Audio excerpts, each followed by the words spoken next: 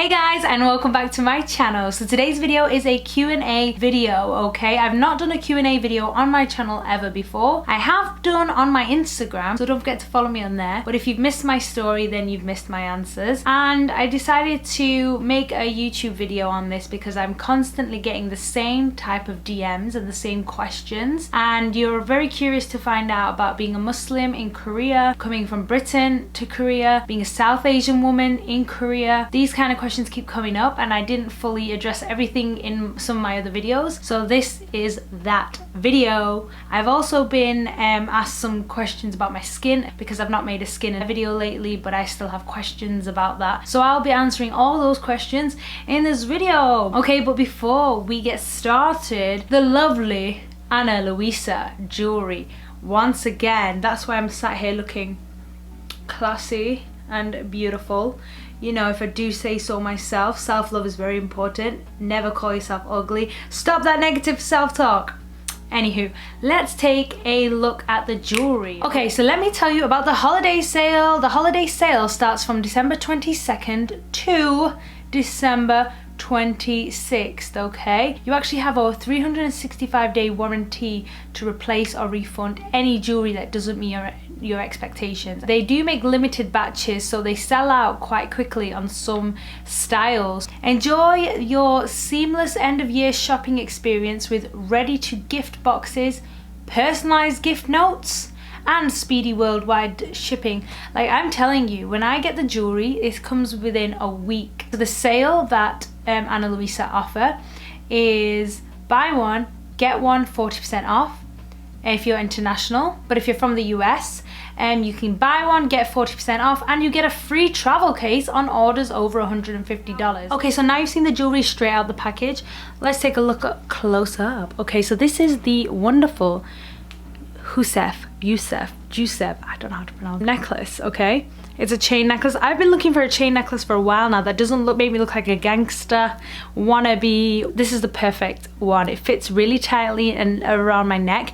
If you want to get a chain extender, they do offer chain extenders on. Let's go to earrings. I love this pearl drop earring. Oh my god. Guys, evening wear, night wear. I feel so classy. Again, like, the jewelry is so beautiful and elegant. It's like relevant, like an on trend, but not in an on trend way that is, you know, fast fashion, because we're not about fast fashion here. We are sustainable. So it's like that sustainable kind of classy jewelry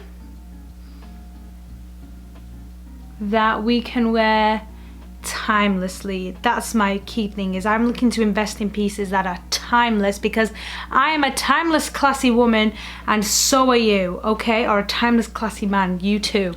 Okay, so this is the other pair of earrings that I got. Look from here, it's a gold disc. Look from the side, and it's a Mediterranean Grecian disc, you know? Or you can wear it this way, so full on. When people look at you, they're like, "Ooh, what is that blue?" And then from the side, it's a gold disc, but from the front, if you really want to show off that blue moment. So essentially it's double-sided. Okay, so let's start with the Q&A. Okay, got my phone ready and my responses to my story ready. Okay, by Somayech, sorry if I'm butchering your name. Will you stay in Korea forever? Forever, ever? Ever, ever? Forever, ever? No, I don't think so. I mean, if I find a partner here, then I might stay here for a long period of time, but I feel like, I don't know if I'd live here forever still, even if I had a partner. But it's not my goal to stay in Korea, if that's your question, to stay here forever. Before I came here, I was like, yeah, I'm comfortable with staying in Korea forever.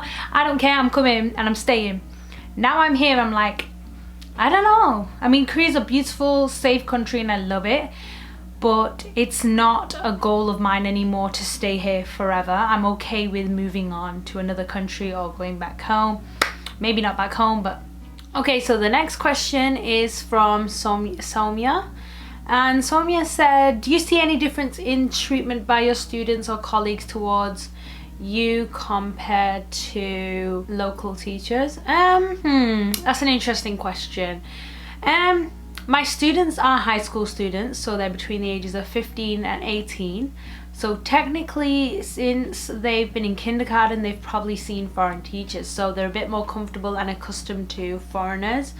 If anything, my kids like really love me and hype me up more than they do the local, like my co-teachers. For example, they'll put my name in Kahoot, so they'll be like, who's your favorite teacher? Or do you love Miss Teacher? And all the answers is yes or yes, and I'm like, oh my god, they're so cute. And if we have teams, they'll be like, I'm team Miss Teacher, and they'll never say the other teacher's name. So not seen it from them. And from my colleagues, well, the tea, no I'm joking, there's no tea. How do they treat me? It's honestly like any other workplace. There is some people that will be more friendly to you, and then more people that don't even care or bother to speak to you, and that's okay. So no real discrepancies like that within staff. I think there's people you get along with, and there's people you don't necessarily. I mean, I don't think I don't get along with anybody, but I just know that some teachers make more effort with me even if they don't speak any English, and there's other teachers that don't even speak to me, and that's totally okay. I don't need to be friends and speak to everyone, and that's totally okay. Next question from Pretty. So Pretty says, do you plan on staying and living in Korea for a long time? Plus you are so inspiring. Thank you. For a long time, I mean, I guess I answered this before. I couldn't fit my questions in the inbox, so I DM'd you. Okay, let's go check the next DMs. So Naima sent me, oh, a pretty long one. Okay. Hi, this will sound weird, but like, did you have cleaning supplies in your house when you arrived? Also, did they provide a vacuum, iron, anything like that, or did you have to buy it on arrival? I've seen some people advise getting a shower head filter, and is that something you recommend? Blah blah blah. Did you buy it once you arrived in Korea or before you left? Okay, so I'll answer that section first. You don't get any cleaning supplies with you. Your apartment's basically empty, but I was like thankful enough. The previous teacher, she left me some cleaning supplies, a few things. She left me a kettle. She left me like pans and pots and things. I bought my own iron. I bought like a hand iron from Coupang and Gmarket. So if you come to Korea, I recommend using Gmarket and Coupang.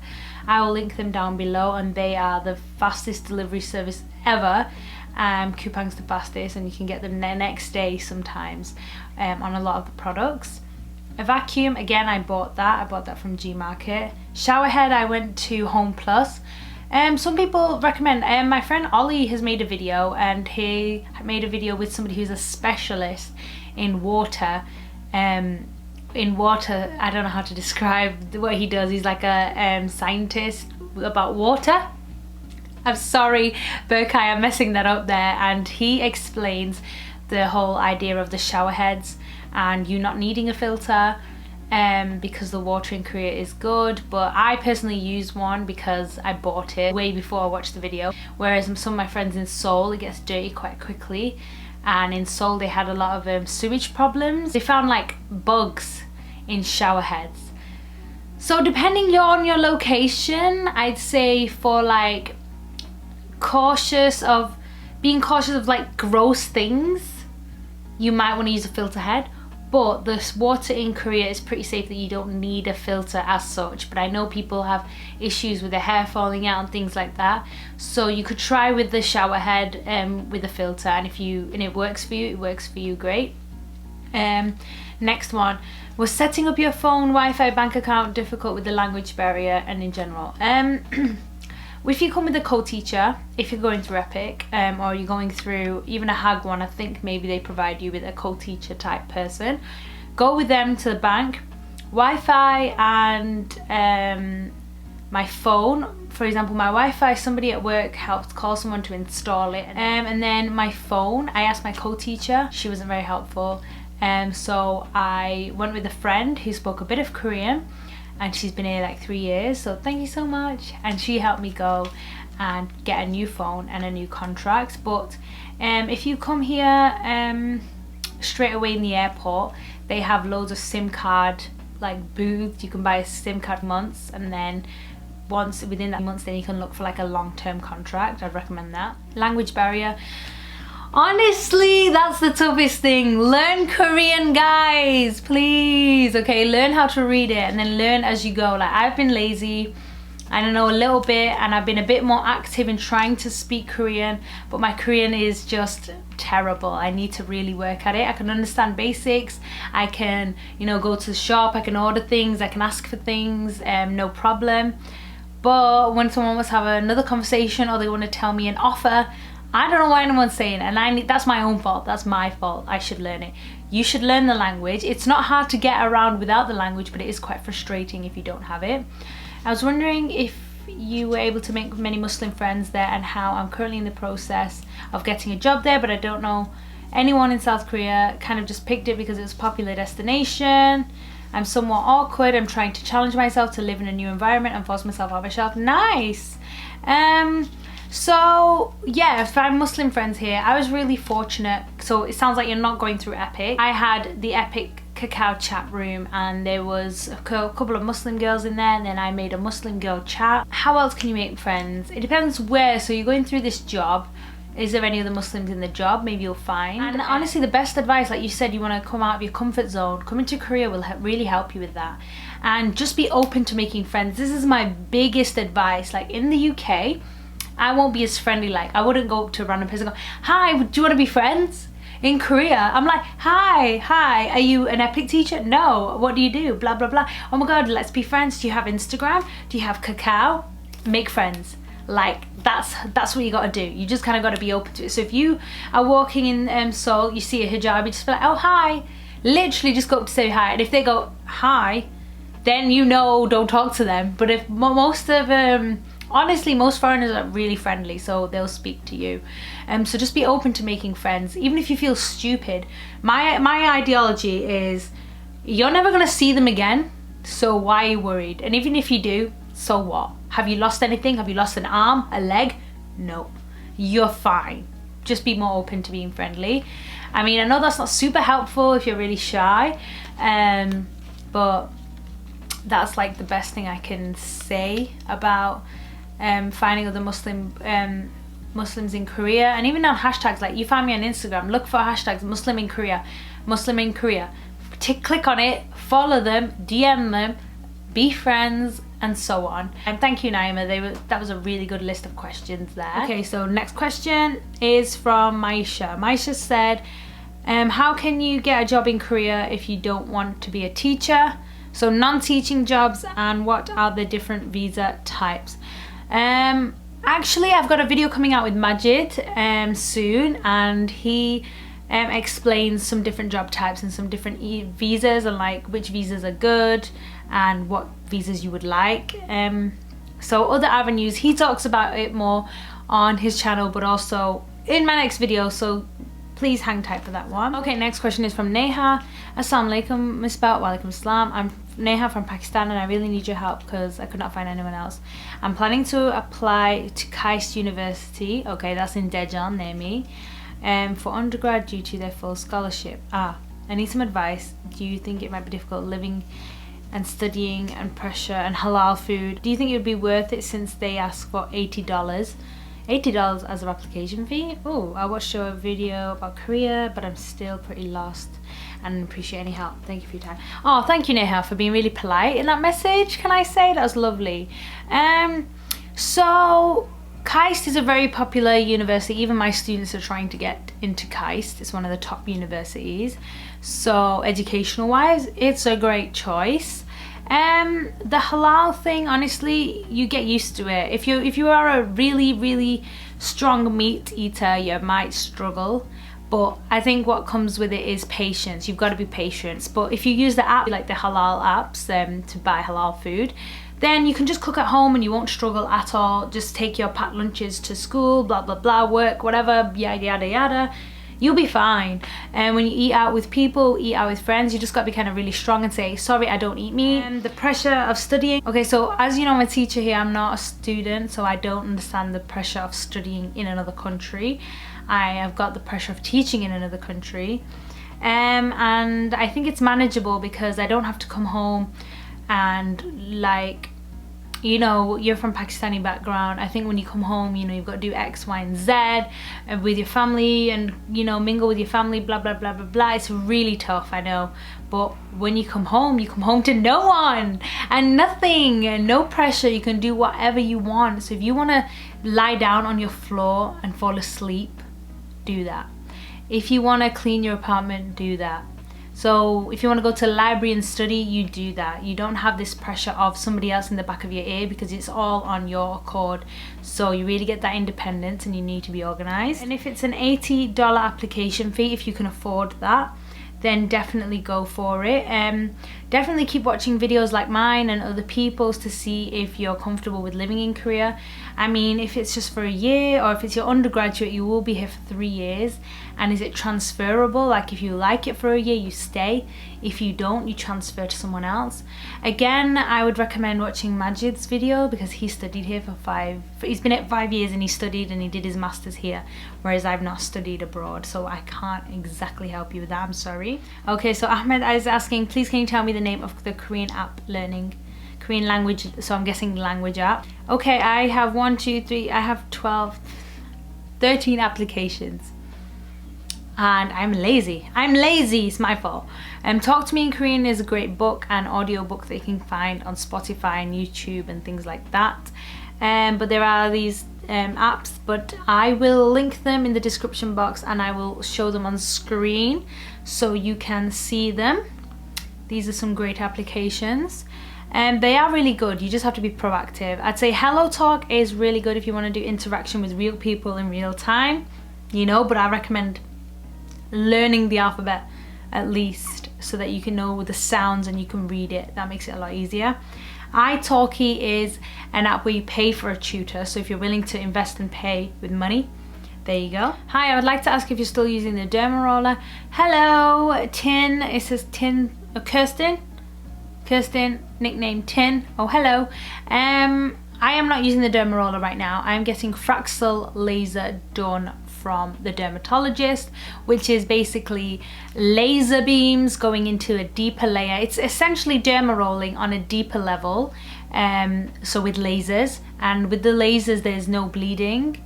Even if it is little bleeding, I never see it on the surface. I get redness and swelling, but there's no bleeding. Whereas derma rolling, if you derma roll too hard, or if the needles are quite big, you will bleed and it's more painful. Whereas the laser, they numb your face and laser it, and then it just feels hot and swollen. So that's what I'm doing with my skin right now. Next question. Scarring, dermatologic plastic surgeons. Again, about okay, so this is from Pfizer. Hi Pfizer. I have the same scarring as you, and let me tell you, it's just hard. Sis, I know. I feel the pain. Like, I've been suffering from acne for the past 10 years, and my scarring has been pretty live for the past 5 years, I'd say. So, and I've tried everything, so I do know. Don't worry. Okay, did a lot of research and found that dermatologists and plastic surgeons said Genius RF microneedle or subcision is the best procedure for scarring. I don't know what subcision is, to be honest. It sounds quite invasive. Yeah, different doctors will offer different things. My dermatologist says the best thing he offers is Fraxel laser, which I've just mentioned. Microneedling is great, but with microneedles, the needles will leave a visible dent and will be more open to infection because it's a bigger needle. Whereas the laser, it can penetrate further layers. It can go through all 8 layers of the epidermis, and there's no bleeding because it's so microscopic, because it's a laser, you know. So that's why I trust the laser process. I mean, I feel like my scarring's still live and popping, unfortunately, but I feel like laser's really good. But I do feel like I might go to a clinic in Seoul and look at what procedures they can offer. I don't know about the subcision one, I'm sorry, but all dermatologists will recommend what they offer. So microneedling and laser are pretty reliable, but sometimes they take a long time. And I've been 5 months on this new Fraxel laser, and I can see a little bit of a difference, I can, but it's not fast enough and it's not good enough. I want more, but I need to be more patient with my skin, you know? Okay, next question about apostling documents before you come to Korea. Sorry, I said I'd make a video on this, and then honestly, from the stress and the trauma of getting here, I deleted it from my memory. But if you want to apostle your documents, I've got it written down. The website I use is apostle.org. I will put the exact one in the description and on the screen right now. You can apostle your documents on there, but also get them certified. If you need them certified and apostled, they will be done. If you need them apostled, can be done. Just certified, can be done. I literally just got my friend's friend, who's a lawyer, to certify my documents, but the ones that I needed certified and apostling, I went through this website. It's a bit pricey, because I know from the government it's a bit cheaper, but the government would take 4 weeks, and I did not have 4 weeks, whereas this apostling service takes a week. And I would rather pay a little bit more and know and guarantee get these documents. Well, you know the process with Epic and Hagwon. It's kind, I don't know about Hagwon, but I think because it's the same kind of documents, that you will see the process of you're waiting a long time, then all of a sudden you need every kind of document. So I definitely recommend this service. They're really fast, really quick, and if you've got any queries, you can call them. They're really helpful. Okay, so that is all the questions that you guys asked me, and I really appreciate that, because I know a lot of people ask me questions in my DMs and I reply the same thing over and over again, and I'd rather just have it in a video so that anyone can access these answers. If you like this video, please give it a thumbs up.